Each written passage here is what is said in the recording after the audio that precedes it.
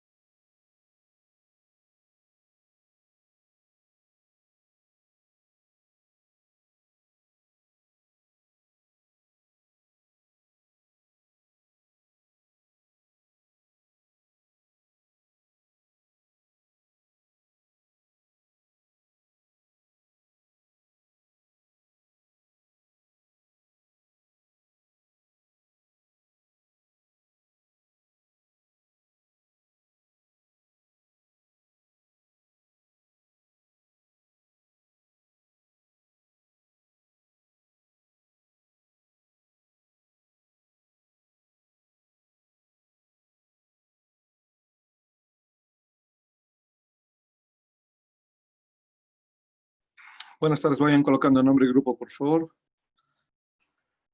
Buenas tardes, vayan colocando nombre y grupo, por favor.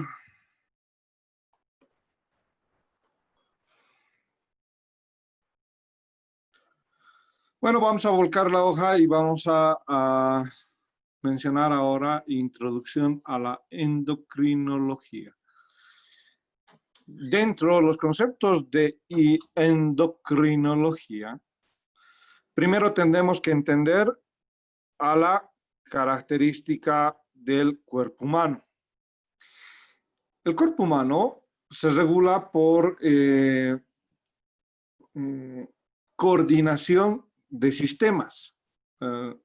El sistema nervioso y el sistema endocrino son los principales coordinadores de la característica de las funciones corporales, de las diferentes vísceras, del relacionamiento humano.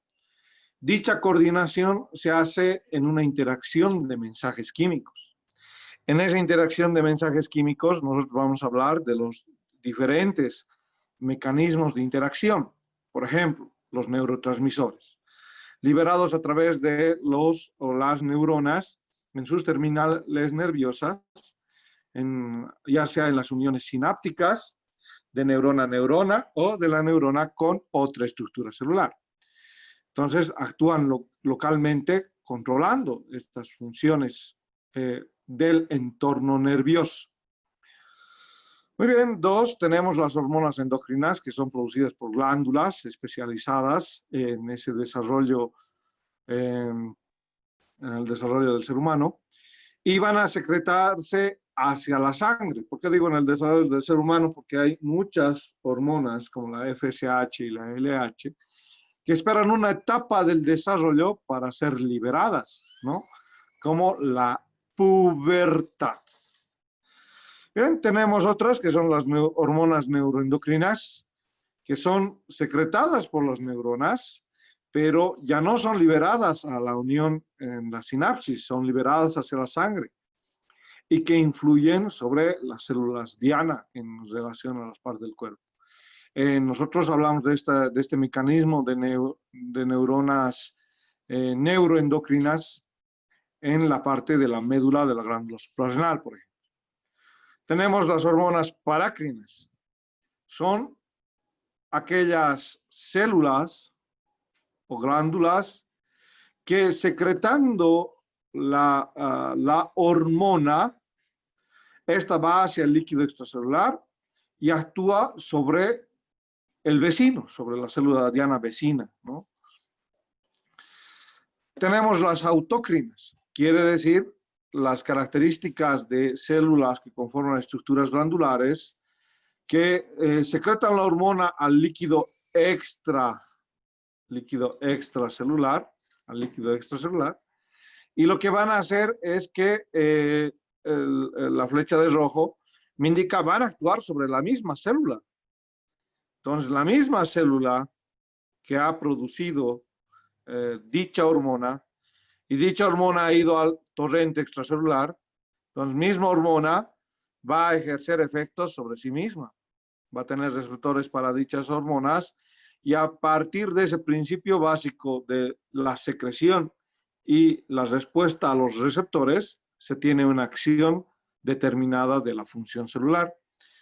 Tenemos otra que son las citocinas. Agarramos también una porción celular y que forma los diferentes tipos de segmentos glandulares y vierten su contenido al líquido extracelular y lo que van a hacer es actuar como péptidos en una misma célula, en el concepto autócrino, van a actuar sobre la célula vecina, en el concepto paracrino, y van a actuar en otras partes del cuerpo, en otros lugares del organismo, el concepto endocrino.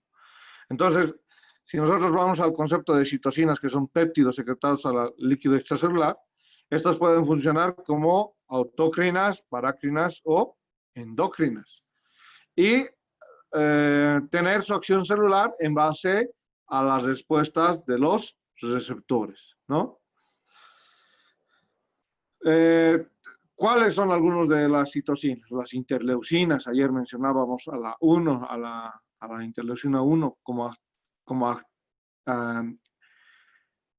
que va a actuar como una sustancia pirógena, hemos dicho ayer, ¿no? De la interleucina 1. Hay otras hormonas, por ejemplo, la leptina, por ejemplo. La leptina es producida por los adipocitos y la leptina es la que va a permitir las características de control en el depósito graso a las mismas células adiposas. ¿Qué más en relación a este concepto de coordinación? Ya, bien, lo que nosotros estamos haciendo con el sistema endocrino es mencionar introducción. Vamos a ver, estamos viendo que no solamente existen hormonas, hay neurotransmisores, hay citocinas para la presente acción. En este capítulo propiamente habla sobre las características de las hormonas endocrinas y neuroendocrinas. Y todos los capítulos subsiguientes de la parte del sistema endocrino van a detallar esa característica de secreción endocrina y neuroendocrina en particular. En estas dos nos vamos a abocar a describir. Y para describir dicha secreción, nosotros vamos a entender las distintas hormonas que van a viajar por el aparato circulatorio y la descripción anatómica que justamente hace Guyton al referirse cuáles son las vísceras que permiten dicha secreción hormonal. Entonces, ampliamos esta imagen y podemos visualizar uno. Vemos al hipotálamo, vemos a la glándula pineal, vemos a la hipófisis. Se describe a la paratiroides y su ubicación, 4 glándulas paratiroideas, en su ubicación en relación a la tiroides. Ahí está el timo que ustedes han descrito en anatomía. Acá está el páncreas, el riñón, como órganos endocrinos. Acá está la parte de los ovarios y los testículos en el varón serán, ¿no? Y además de eso, algunos anexos como el tejido adiposo, el intestino delgado, el mismo estómago, que van a actuar produciendo secreciones específicas para una acción hormonal de tipo endocrino. Acá hace una lista Guyton y menciona, por ejemplo, el hipotálamo permite liberar a una hormona liberadora de tirotropina. Dicha hormona liberadora de tirotropina va a actuar sobre la glándula hipófisis, permitiendo, acá está el hipotálamo, acá está la hipófisis, permitiendo la secreción de la tirotropina y la prolactina. Bien, entonces ahí está el hipotálamo. El hipotálamo lo que hace es coordinar la liberación o inhibición de secreción de esta otra glándula que es la hipófisis. Tenemos otra hormona, la hormona liberadora de corticotropina. Actúa sobre la hipófisis e induce la liberación de corticotropina. Y la corticotropina va a actuar sobre las glándulas suprarrenales, permitiendo la liberación del cortisol, por ejemplo. Tenemos otro, la hormona liberadora de la hormona de crecimiento, también producida en el hipotálamo. Lo que va a producir es inducir la liberación de la hormona de crecimiento, producida en la hipófisis. ¿Y dicha acción para qué? Para actuar sobre todo el cuerpo, la hormona de crecimiento. Porque donde no hay reproducción celular, no ser en el sistema de las neuronas, pero sí hay en la neuroglia, ¿no? Entonces ahí la característica de la acción de la hormona liberadora de la hormona de crecimiento. Tenemos otra que es la hormona inhibidora de la hormona de crecimiento. Esta inhibidora se la denomina somatostatina. Entonces la hormona inhibidora de la hormona de crecimiento se llama somatostatina. Va a actuar sobre la estructura hipofisiaria y después de la estructura hipofisiaria no se va a liberar la hormona de crecimiento, ¿no? Entonces inhibe la liberación de la hormona de crecimiento. Bien, eso se da en algunos tipos de enanismo. Ahí la característica de la inhibición de la liberación de la hormona de crecimiento.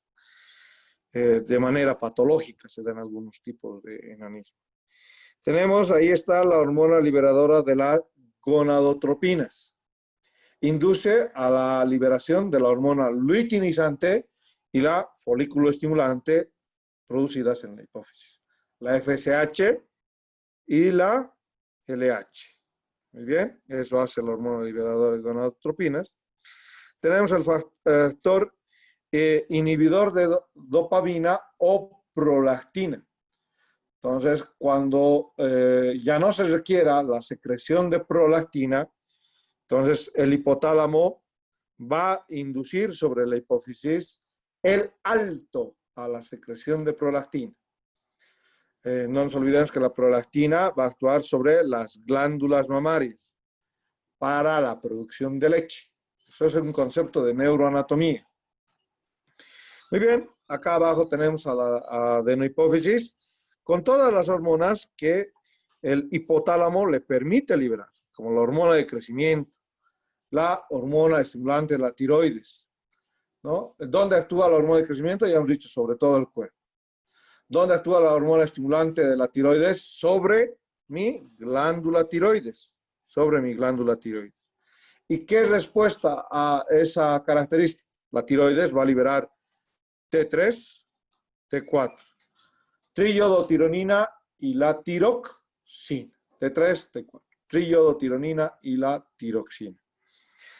La corticotropina es una hormona liberada por la hipófisis que va, y después de haber sido permitida su liberación, ¿por qué? Porque en el hipotálamo está la hormona liberadora de corticotropina.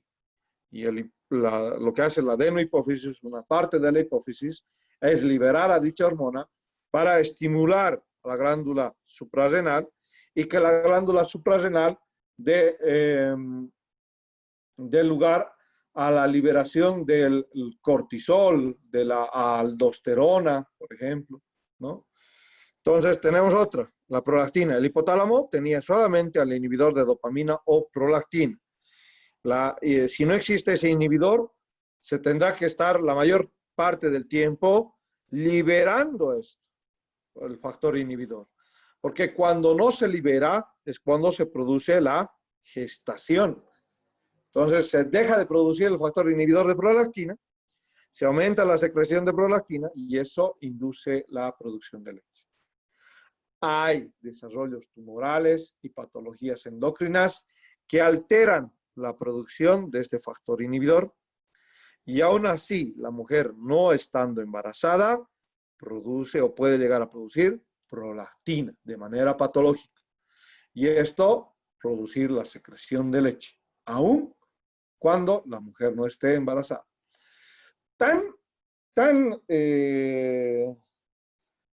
fuerte es el pensamiento del ser humano que van a reconocer en su práctica médica, y está descrito en artículos médicos, los embarazos psicológicos. Los embarazos psicológicos pueden llegar a alterar el ciclo menstrual femenino y pueden venir a inhibir la secreción del factor inhibidor de prolactina. Entonces, dando lugar a la producción de leche, de secreción de leche por parte de esa persona, ¿no? Entonces, no subestimen el poder de la mente. El poder de la mente y el poder de la sugestión es muy fuerte. Y cuando ustedes utilicen placebos, sepan convencer pues a sus pacientes. Porque a veces el desequilibrio, por eso ustedes cuando vayan, indaguen, ya al siguiente semestre, ya les toca quinto semestre, y van a enfocarse con la parte de semiología y farmacología. Y van a poder indagar a personas que donde el trastorno no radica en un problema físico, radica en un problema psicológico y que puede estar arrastrando durante mucho tiempo.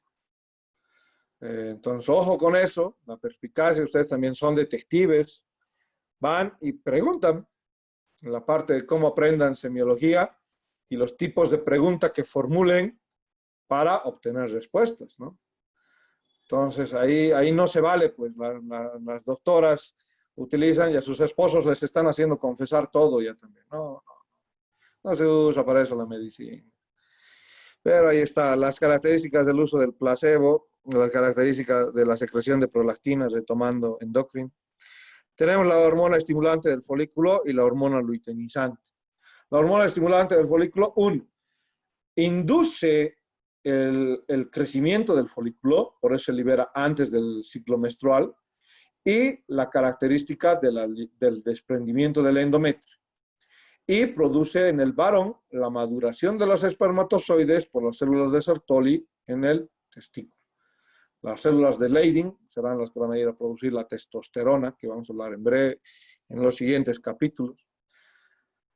¿No? Entonces ahí están las características. La folículo estimulante lo que hace es producir la maduración del folículo, el desprendimiento del endometrio y producir que se produzca la maduración de los espermatozoides. La luteinizante lo que hace es estimular la síntesis de testosterona por las células de Leydig en el testículo y la ovulación en la mujer.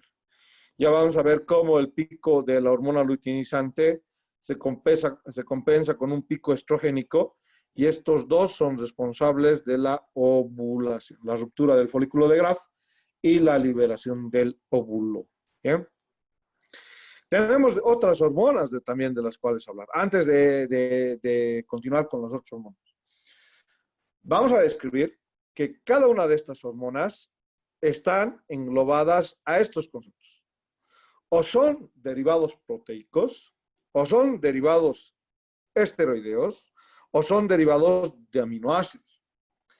Por ejemplo, hasta ahora hemos hablado que todas las que son del hipotálamo, excepto el factor inhibidor de dopamina, son proteínas, son polipéptidos. Entonces ustedes pueden hacer y englobar este esquema y decir en círculo rojo, todas estas son polipéptidos, son péptidos. Son péptidos. Y excepto estita, que es una amina. Es una amina derivada de la tirosina. Igual hago otro esquema. En este sentido, absolutamente todas las de la hipófisis, también son péptidos. Péptidos. Todas son péptidos. ¿Bien? Ahí englobo y hago un resumen de el origen de las distintas hormonas en su cadena molecular. Si hablamos de la neurohipófisis, por ejemplo, con una división, agarran ustedes el concepto de hipófisis, recuerdan neuroanatomía, y dicen que hay un lóbulo anterior y un lóbulo posterior. El lóbulo anterior se lo llama adenohipófisis, el lóbulo posterior se lo llama neurohipófisis. En dicha neurohipófisis se está produciendo la hormona antidiurética y la oxitocina. La hormona antidiurética que en el estudio del sistema renal en Fisiología 1 han podido analizar que va a inducir la reabsorción de agua por los riñones y a aumentar la vasoconstricción y por dicha vasoconstricción elevar la presión arterial. La oxitocina lo que va a hacer es estimular las características de contracciones uterinas en el proceso del parto y ayudar a la contracción de los conductos galactóforos de la glándula mamaria, ustedes recuerdan, lóbulos mamarios en serie de 20 lóbulos y ahí los conductos galactóforos. Entonces la oxitocina va y tiene receptores sobre dichos conductos produciendo la contracción de estos para la eyección de la leche. Muy bien, entonces eso en mención. ¿Qué tipo de, a qué familia pertenecen las hormonas neurohipofisiarias? También a péptidos. Péptidos, proteínas. ¿Bien? Son péptidos la hormona antidiurética y la oxitocina. Tenemos secreción a nivel de la tiroides y nosotros vamos a hablar de dos hormonas. Esto está separando tiroides, por si acaso, ya que no hay una línea ahí.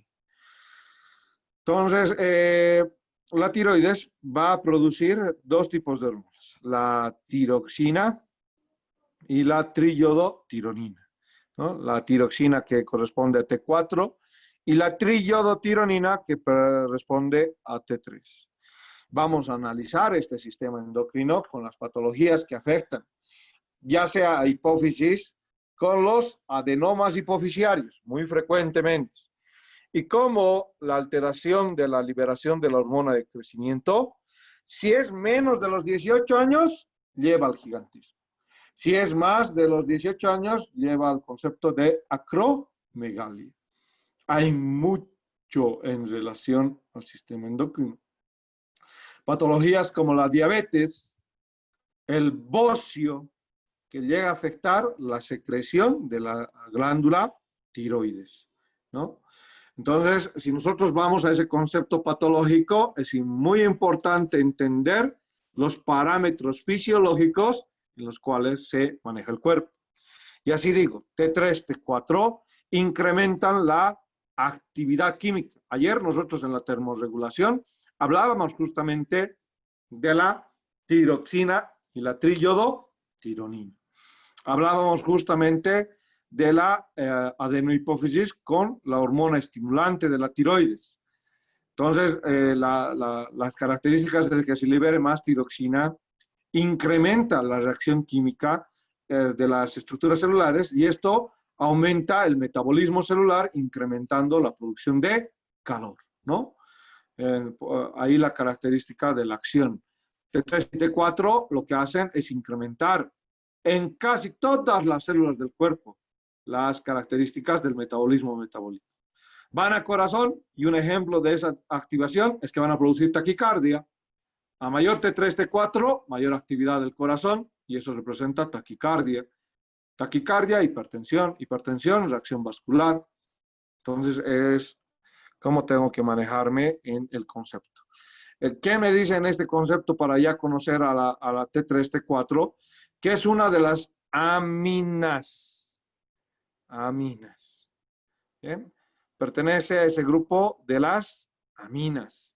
Acá nosotros tenemos esta clasificación que hemos hecho. Proteínas, esteroides, derivados de aminoácidos, como la tirosina. Esta es una amina. Derivados de aminoácidos. Eso es amina.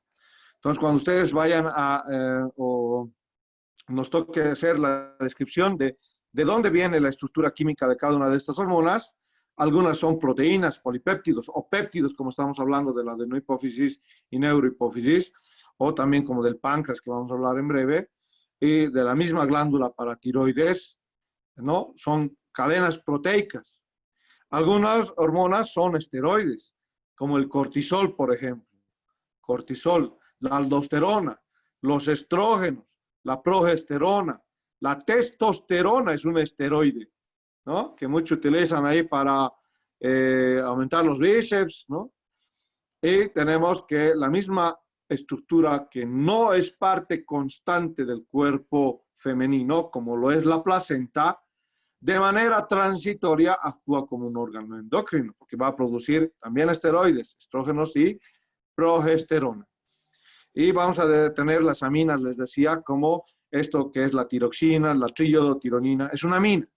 Decir amina es lo mismo que decir aminoácido, por si acaso, para que entiendan la correlación de lo que habla Guyton. Amina, el grupo amina, es una abreviación que hace Guyton al concepto de aminoácido, ¿no? Bien, por si acaso. Y ahí les decía está la tiroxina, la triiodotironina y la característica de la adrenalina y noradrenalina. Esos son también aminas. ¿Qué característica más vamos a ver? ¿Cuáles son más aminas y cuáles son también algunos esteroides en este concepto? Acá hemos entendido entonces que la triiodotironina y la tiroxina pertenecen al grupo amina. La calcitonina, por si acaso, la calcitonina es una proteína. Miren cómo la misma glándula tiroides puede producir dos tipos de hormonas. Unas que son proteínas y otras que son derivados amina. Y derivados de un aminoácido esencial que es la tirosina. Tirosina. Muy bien, tenemos en la médula suprarrenal, en la glándula suprarrenal, para ser preciso, acá tenemos la corteza y acá tenemos la médula. En la parte de la corteza de la médula suprarrenal vamos a tener la secreción del cortisol y la aldosterona. El cortisol, ¿dónde va a actuar? En un resumen que vamos a hablar de esto, es sobre el metabolismo de los distintos nutrientes del cuerpo, como las grasas, por ejemplo, particularmente. Es así que cuando yo le pongo cortisol a mi paciente, altero sus depósitos de grasa.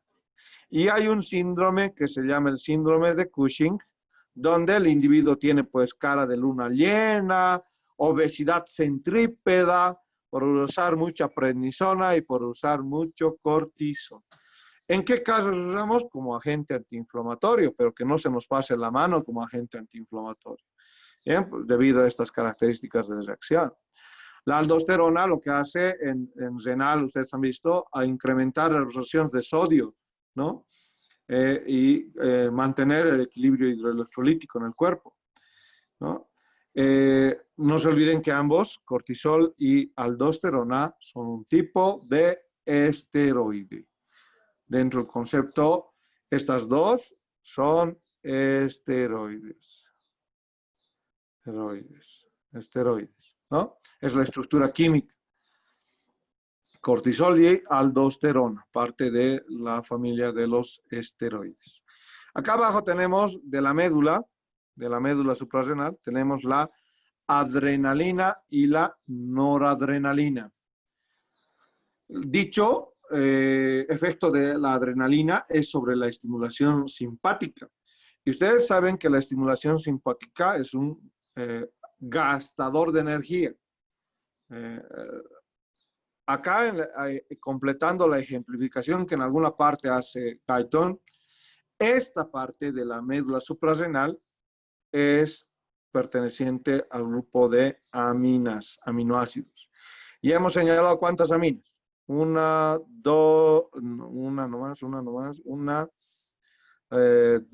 hasta ahí tenemos dos aminas, y la parte del factor inhibidor de dopamina también, que era una 3. Ya tenemos 3 aminas hasta ahora señaladas. Las demás son polipéptidos o esteroides hasta donde hemos señalado. Acá vamos a hablar de la característica de páncreas. Páncreas, que lo vamos a detallar en un capítulo entero, permite la liberación de la insulina y del glucagón. La insulina a partir de las células beta de la parte endocrina del páncreas, que favorece el ingreso de la glucosa al líquido intracelular. Eso hace la insulina. Eso hace la insulina. Y por si acaso es un péptido también. Las dos, glucagón y insulina, pertenecen a la estructura química de los péptidos o proteínas. Péptidos o proteínas. ¿Qué hace el glucagón secretado por las células alfa? Permite mayor liberación de glucosa, ¿no? En especial de quién. ¿Quién es el encargado de almacenar glucosa? El hígado. Entonces, por eso, ahí las características del glucagón. Si conozco esta función del hígado de almacenar glucosa, ¿cómo trato a los pacientes con intoxicación alcohólica?